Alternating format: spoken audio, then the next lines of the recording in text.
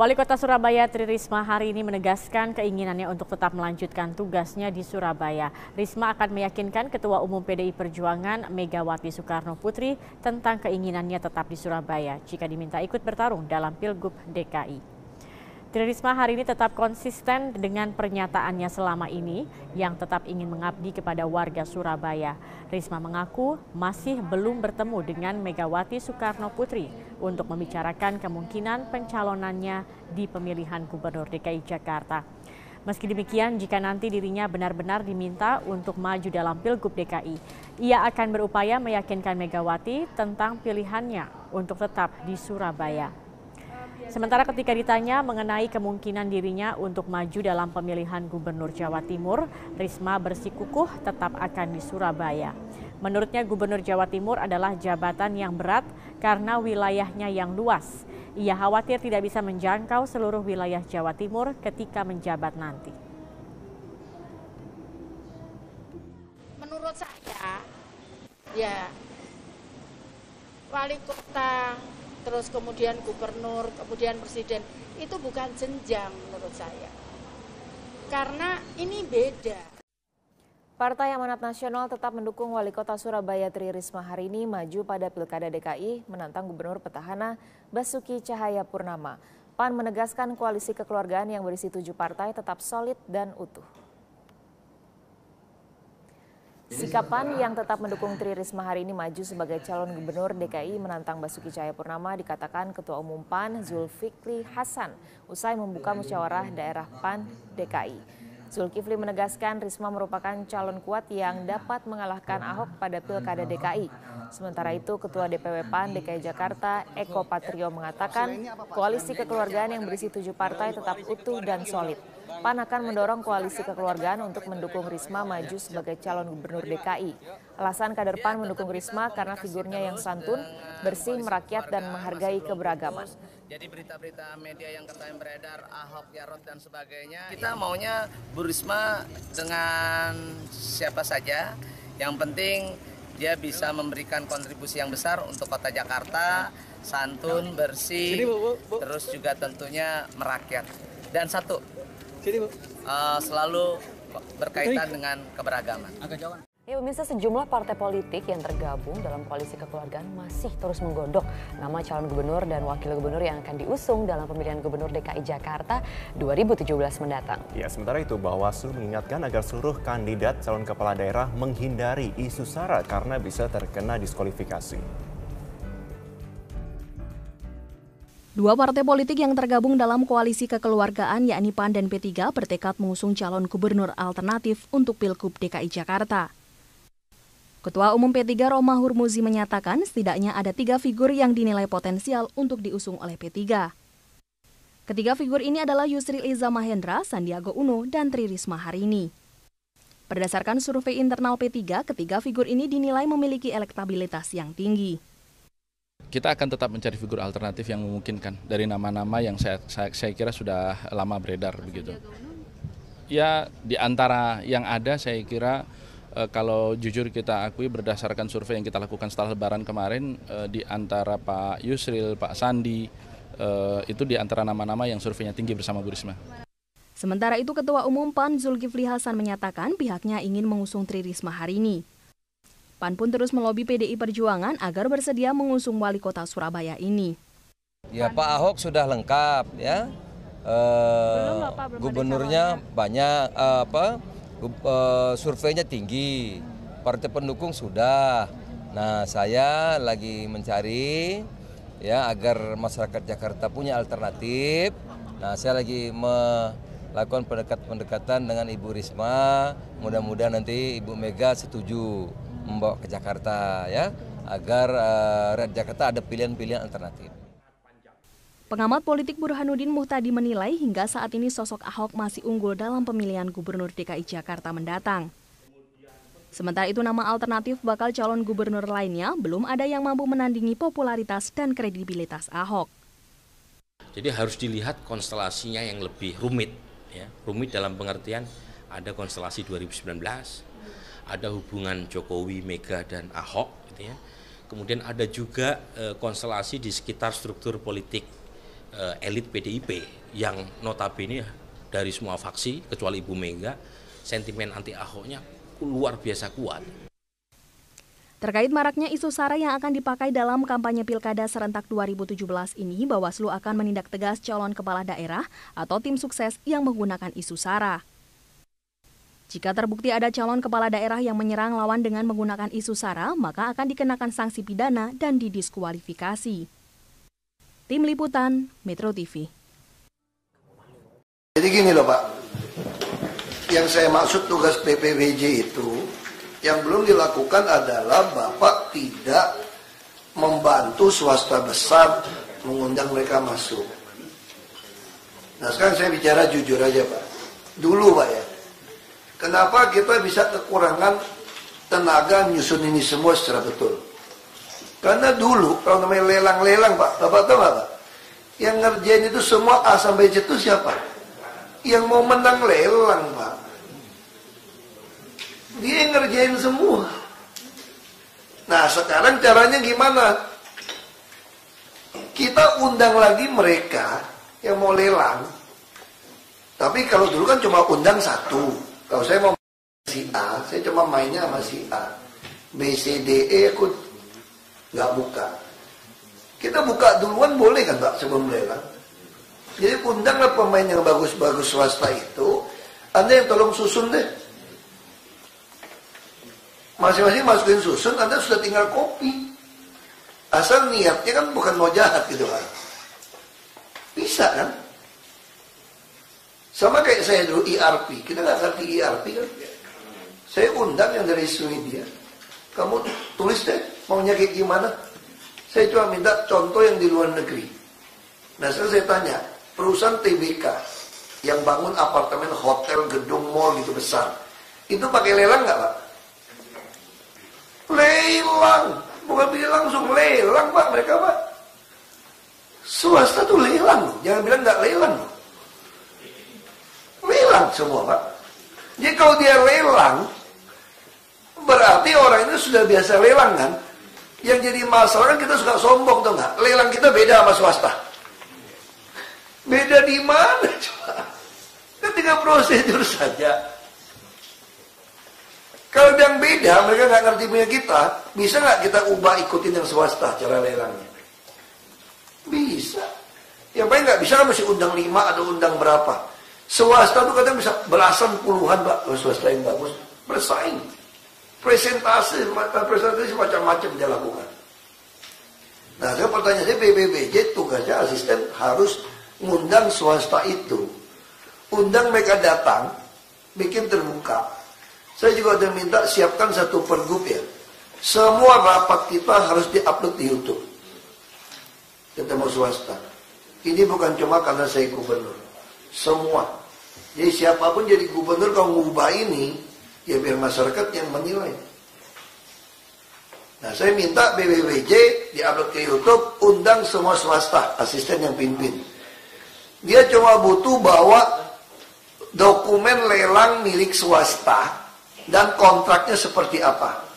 Saya TGOP2 juga, ini Pak Seda tugasnya asisten. Saya butuh tahu kenapa swasta bisa begitu cepat, kita lambat. Dulu alasannya mesti tunggu ketok baru boleh. Sekarang udah dimajuin. Dulu alasannya nggak boleh dibuka, rahasia negara. Orang sekarang kita boleh buka semua kok. Kita buka sampai terperinci kok. Jadi swasta silakan ngajukan. Anda kira-kira mau lelangnya kayak apa? Nanti baru kita aduin. Kita juga minta BUMD kita ikut. Kalau BUMN nggak mau ikut ya terserah. Kalau yang mau main ya terserah. Kita mau yang benar sekarang. Jadi logikanya gitu aja. Jadi saya minta minggu ini dikerjakan. Pak Presiden, kenapa saya menegur Anda? Saya masih ingat sampai malam-malam dengan dinas perumahan menyusun untuk lelang. Saya pagi-pagi. Kayaknya rajin banget kan Pak. Itu hasilnya kayak begini, saya bisa menuduh. Sampai malam-malam ini kong-kali-kong nih. Ini kong-kali-kong nih, ngatur yang menang siapa, baginya gimana. Padahal instruksi saya kan jelas sekali. Saya konsolidasi. Terus ngancam saya berkali-kali. Nawarin alus. Pak, kalau konsolidasi terus, nanti nggak ada yang mau ikut, nanti proyek nggak bangun. Saya pun udah tegas, lebih baik nggak ada proyek daripada bukan konsolidasi. Oh, jelas kok arahan saya kok. Terus saya juga bilang apa? Karena tanahnya mahal, semua dibikin setinggi mungkin, kecuali melampaui sekian, biaya fondasi lebih mahal. Jadi kalau fondasi 16 lantai sama 24 lantai itu sama nilainya, ya bikin 24 lantai. Ini malahan dia bikin berapa Pak Arifin? Yang blok-blok itu berapa? Beras 10 blok. Ada satu lokasi di Nagrak ya. Kaget saya. Tapi waktu dilaporkan dari Bu Ika, saya udah malas ngomong. Saya cuma minta dikonsolidasi saja udah. Alasannya apa? Ini udah terlanjur bikin. Terus ada yang lebih lucu lagi, ngotot masih mau bikin basic design belum dapat. Saya tanya gitu. Yang Tambora udah kita pakai Tambora, itu kan kita pakai DID lagi semua. Boleh nggak Anda ngambil semua petanya persis, dilelangin boleh nggak? Orang kita nggak butuh model baru kok. Cuma pindahin Tambora yang gitu sempit, satu utuh, nancepin ke Nagrak 10 tower. Ya masa Anda bikin tempel kan cuma sengaja dong, tempel kan sengaja. Kerja juga susah. Ya Anda lebih tahu dari saya lah mau jarak berapa meter gitu loh. Ada GDB apa? GSB. Tinggal pasang aja. Nggak mau. Ada tuh beberapa yang tertunda Pak, yang gara-gara tunggu basic design itu berapa? Ada apa sih? Apa tuh? Ya. Padahal kita udah bisa minta bantu Jaya segala macam di desain basic design. Langsung kerja. Jadi memang ada niat, ya kalau saya susun bilang gini loh Pak, supaya saya nggak bisa dapatin rusun yang banyak, karena saya butuh rusun untuk relokasi, memaksa saya untuk terima blok dan bukan konsolidasi. Halus ini Pak mainnya Pak, halus sekali. Kita bayangin di Nagrak 10 blok dia bangun. Padahal di Nagrak itu, kalau Anda bikin 10 tower, itu selisihnya itu sama kayak 40 blok loh Anda dapat. Bisa 50 blok dapatnya. Kenapa kita mesti? Jadi ini halus sekali tau nggak? Nanti bilangnya apa? Tanahnya habis Pak, mesti beli tanah. Beli tanah main lagi. Beli tanah pun begitu langsung transfer ke orangnya nggak bisa beli tuh tanah sekarang. Mentok. Bingung. Komisinya gimana? Takut yang punya tanah nggak mau bagi nih gimana nih? Kalau dulu pakai surat kuasa. Jadi memang itu saya katakan kalau mau bohongin saya itu konsisten aja bohongnya tuh. Saya udah duduk mikir-mikir, aku pikir banyak orang-orang aja. Terus aku belagak sabar, aku pikir udah tahan diri, masih ada sisi baiknya dia lah. Saya selalu berpikir udahlah, masih ada sisi baiknya lah. Ikutin aja lah. Ngelunjak. Susah emang saya bilang. Kadang-kadang bukan kita mau kurang ajar juga. Keterlaluan nih. Jadi main waktunya itu yang. Sekarang saya tanya aja balik. Kalau Anda mau blok pun, mana ada alasan tertunda? Kenapa bisa nggak ada alasan? Saya tanya gitu.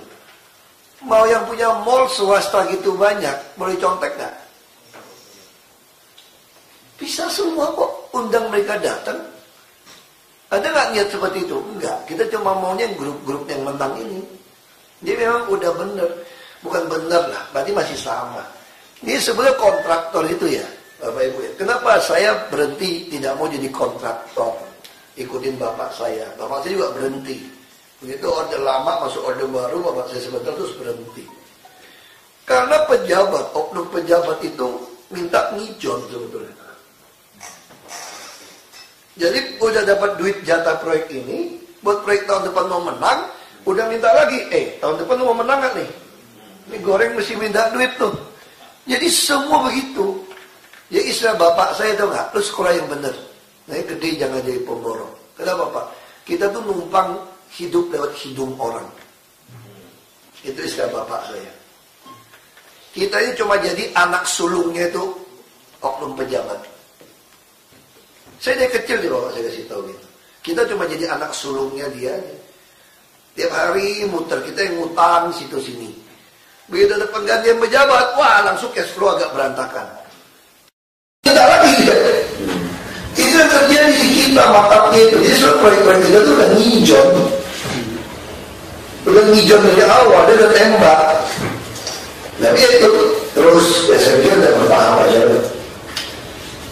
Dia cepat atau lambat pasti kebongkar. Saya panggil kebongkar, saya pengalaman.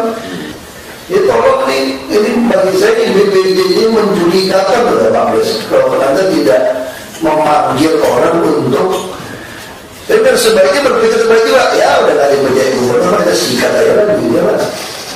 Nanti diberhentikan, di staffing kan lumayan. Kalau eselon 2 di staffing kan masih dianggap tenaga ahli kan. Nggak usah kerja 19 juta TKD-nya. Saya nggak mau lagi maksudnya. Nggak bisa dong. Eselon 2 nggak perform di staffing kan dapat 20 juta lebih. Ya semua orang nyolong, berani. Lebih enak dong, duduk-duduk deposito 10M, 20M, 50M lagi. Dan ini saya nggak akan lepasin ini, saya nggak tahu nasib saya di pemerintah sampai tahun berapa, saya nggak tahu. Jadi 2018, seluruh dunia terbuka dan berimbang semua. Mereka ada tax amnesty, ada pengampunan. Ini tetap aja aku mempermalukan. Aku nggak mau lepas, aku mempermalukan. Biar anak cucu cicitnya catat kakek buyutnya itu korup, kurang ajar. Nah, ini semua kita upload ke YouTube nih, supaya saya nggak ada lagi pun orang akan mulai banding-bandingkan kejadian seperti apa. Nah, saya minta pergubnya harus cepat keluar ini. Semua rapat saya mau upload ke YouTube. Ini nggak ada main di belakang. Termasuk rapat-rapat BPBJ itu semua mesti direkam, di-upload supaya orang dengerin apa putusannya. Makin banyak orang tahu, mau lelang lebih bagus dong, betul nggak Bapak Ibu?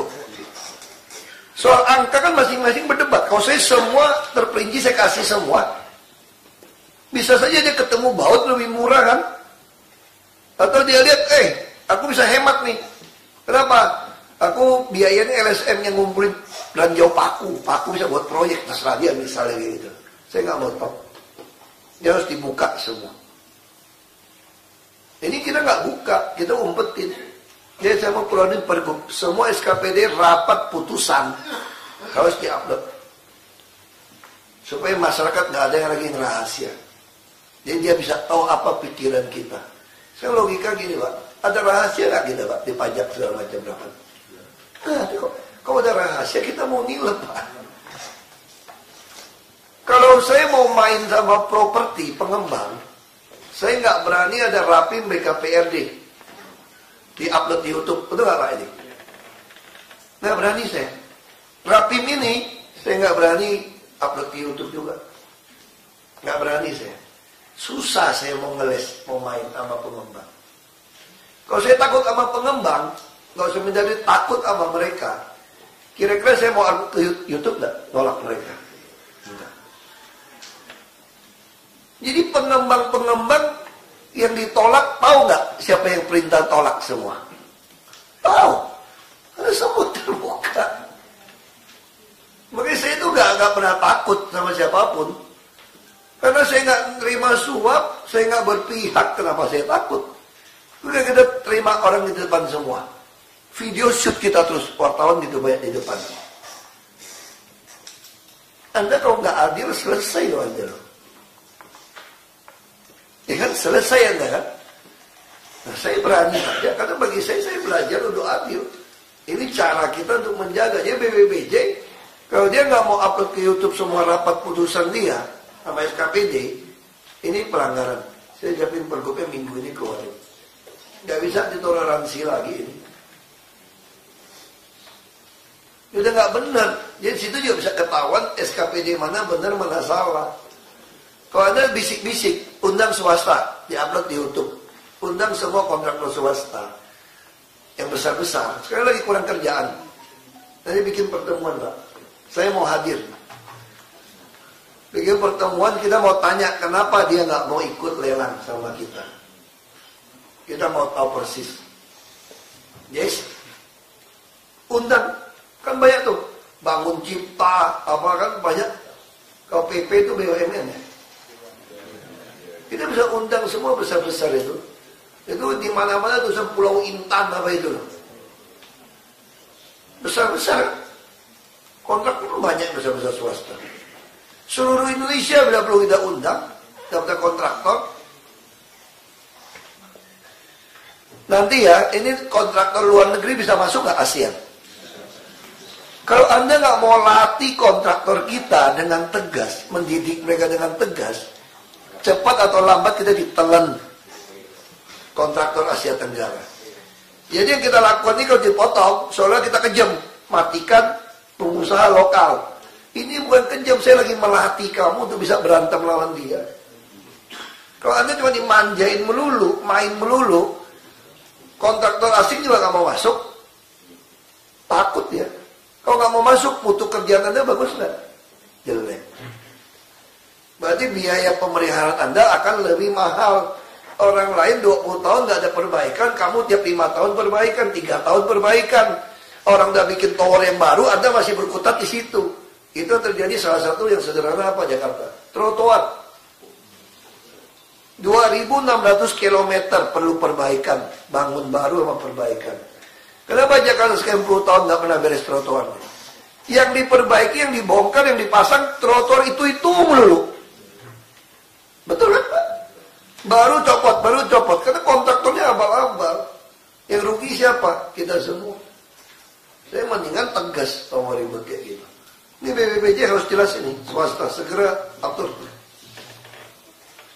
Maksud yang undang tadi. Ini kan yang bisa dibatalin aja Pak. Jadi yang lelang-lelang yang bisa dibatalin, yang tower-tower itu bisa ditunda, batalin semua. Yang apa yang blok itu Pak. Yang nggak jelas, batalin semua. Lebih baik nggak usah bangun. Buang-buang tanah kita. Coba cek aja Pak.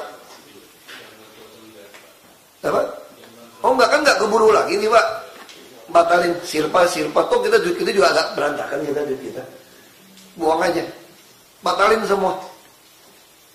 Yang bisa batalin coba dicek ya. Inspektorat ini batalin semua. Yang nggak beres, yang bukan konsolidasi. Yang bukan tower, batalin. Nggak usah bangun.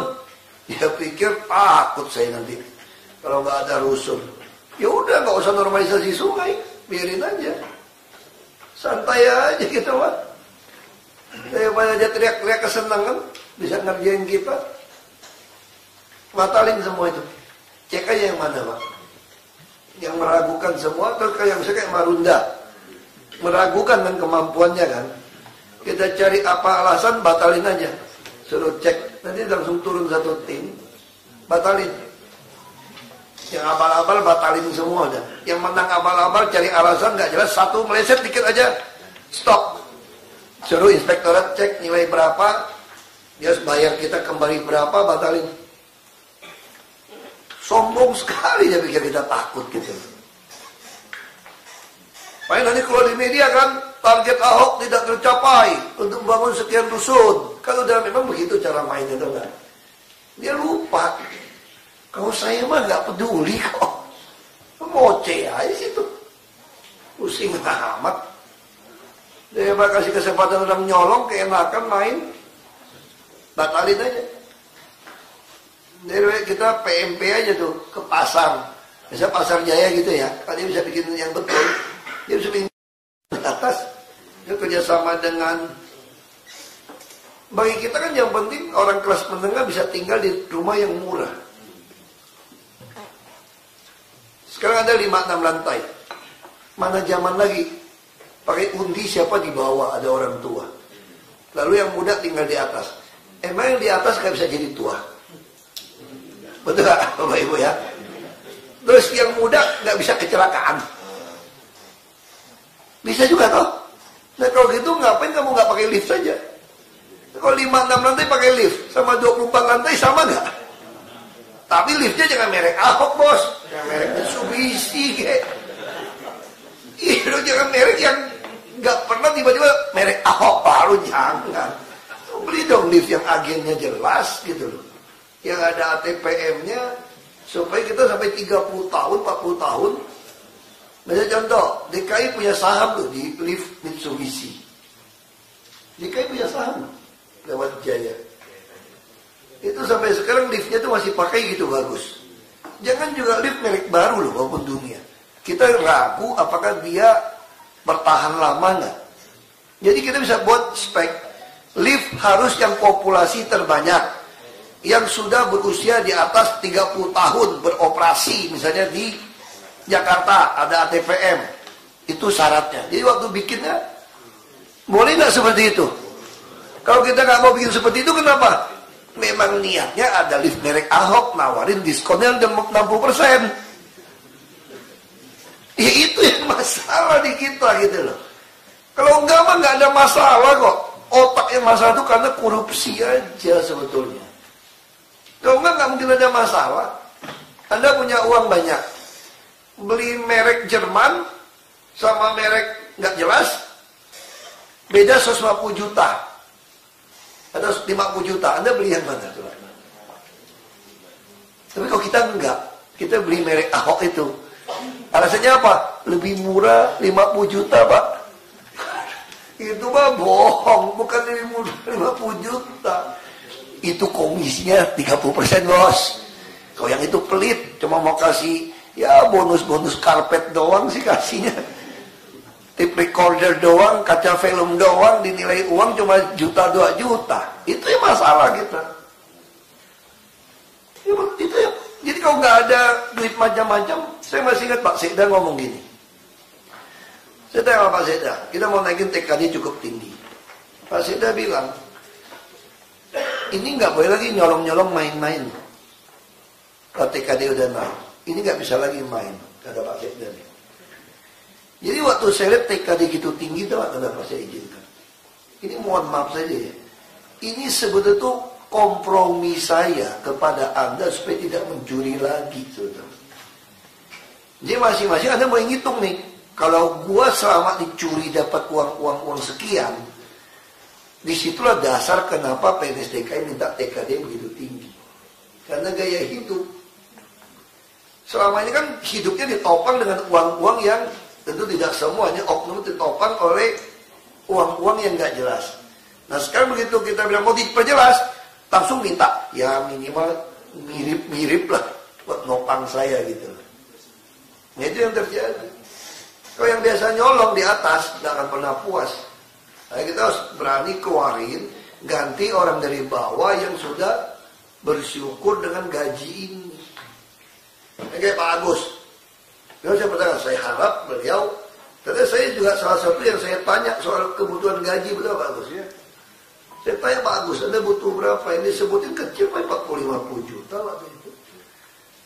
Dan naikin. Nah sekarang dipajak lagi. Kalau masih nggak puas mah keterlaluan Pak Agus sudah naik berapa kali lipat gitu. Nah saya berharap beliau udah bersyukur gitu loh. Kalau yang dulu udah lupakan aja, penghapusan aja. Hapus buku aja lah, teks amnesti aja lah. Tapi tolong dong, kita bersyukur apa yang kita punya gitu loh. Ya kan harus bersyukur seperti itu gitu loh. Nah ini yang mesti kita lakukan. Ya terus Pak, ada rumah susun tadi. Pak tolong dijadwalkan ya.